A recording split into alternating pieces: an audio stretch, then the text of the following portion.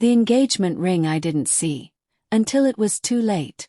My name's Caleb, I'm 32, and if I had to sum up my relationship history, I'd say I've been around enough to know better. But still dumb enough to make rookie mistakes when the night is loud, the drinks are strong, and the judgment is weak. Let me lay it out for you. It started like so many stories do. I was just out for a drink. And like most of those stories, it ended in complete chaos. A few weeks back I found myself in a situation that shook the way I looked at people. Particularly women who wear halos in public and take them off the second the opportunity for chaos knocks. It was a Friday night.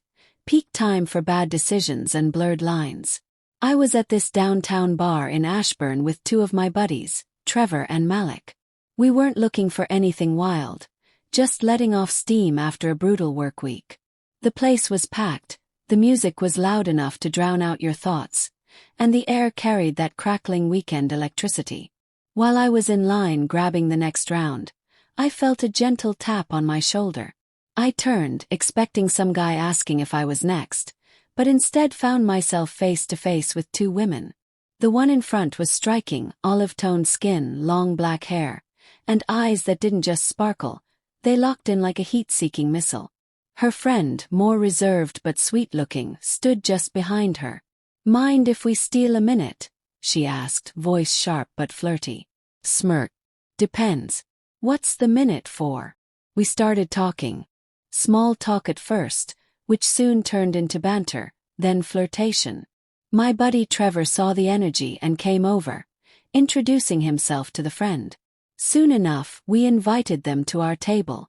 Their names. The one with the eyes was Isabel. Her friend was June. Everything felt natural, comfortable, like four people just vibing without pretense. At the end of the night, we all ended up back at Trevor's apartment, mostly because it was closer and had better seating. We put on some music, cracked open more drinks, and chilled. Isabel sat next to me, close.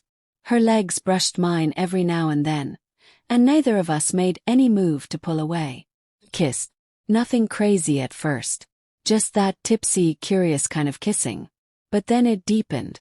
Passion overtook conversation. Hands started to wander. I was lost in it. The buzz from the booze, the pull of the moment. Meanwhile, Trevor and June had vanished into the back room. Eventually, Isabel and I made the call to go to my place. It was only a few blocks away. While she was grabbing her purse, she handed me her phone to hold. I don't know why. Maybe she thought it would fall or just wanted her hands free. That's when I saw it. The lock screen lit up. A photo. A guy kneeling on one knee, holding a ring out to her on a beach. She's in a red floral dress. He's in a blue sweater, smiling like he just won the lottery. Then, a message popped up from a contact labeled fiancé. My stomach flipped. Didn't fully hit me at first. I was drunk, not blackout but definitely not sharp. The alcohol numbed the shock. My brain lagged behind my eyes. Fiancé. She wasn't wearing a ring. She hadn't mentioned anyone. Could have been an ex, I told myself. Maybe the wallpaper was old. Maybe fiancé was a joke contact name. Maybe I just didn't want to think. So I didn't. I handed her back the phone without saying a word. We walked to my place. And yes, we had sex. Multiple times. Unprotected. Reckless. Wild. Stupid. Afterward, I passed out on the couch like the idiot I was. The next morning, the hangover hit first, a dull throb behind my eyes. Then came the nausea. Then, the memories. Kisses. Laughs. The lock screen. Her fiancé. I sat up, still disoriented, and saw her phone on my coffee table. She was still asleep. Picked it up, no passcode. There it was again, that beach proposal photo. My chest tightened. I opened her texts. Messages from fiancé. Sweet, loving stuff. Talking about booking venues. Talking about wedding cakes. He'd sent her a goodnight text the night before. She never replied. She was with me. Felt like throwing up. The ride home. I didn't confront her. I didn't explode. I didn't even ask questions. I made small talk. She smiled like everything was fine. Cheerful even. No guilt. No shame. Just casual chat about brunch spots and Spotify playlists. Trevor dropped her at her car and me back at my place. That was it. No number. No future. Just a memory I'd rather forget but can't. Reflection. When I told my friends, they couldn't believe it. No ring. She hit on you? Trevor asked, stunned. She's engaged. It's easy to blame the booze. And trust me, I wanted to. But that's a cop-out. The truth is, I saw the red flag and walked right past it. And then there's the bigger question. Who's more in the wrong? Honestly, we both are. He's engaged. She made the choice to cheat, to lie, to risk everything for a cheap thrill. But me. I saw the sign, literal and figurative, and ignored it. That's on me. What if she gets pregnant? What if I caught something? What if her fiancé raises a kid that might not be his? It's terrifying. Aftermath. Got tested. Clean, thank God.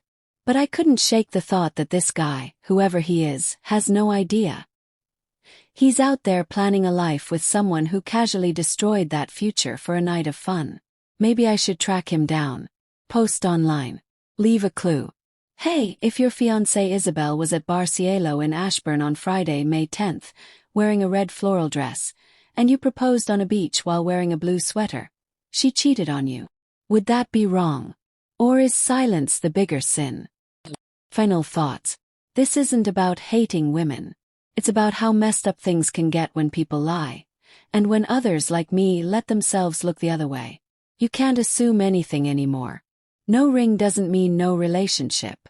No mention of a partner doesn't mean they don't have one. You have to ask. You have to protect yourself with questions and condoms.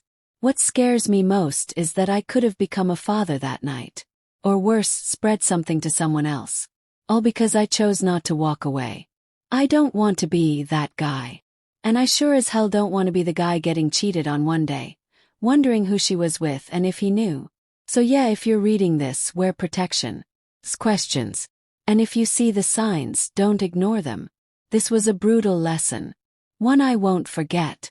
Ever.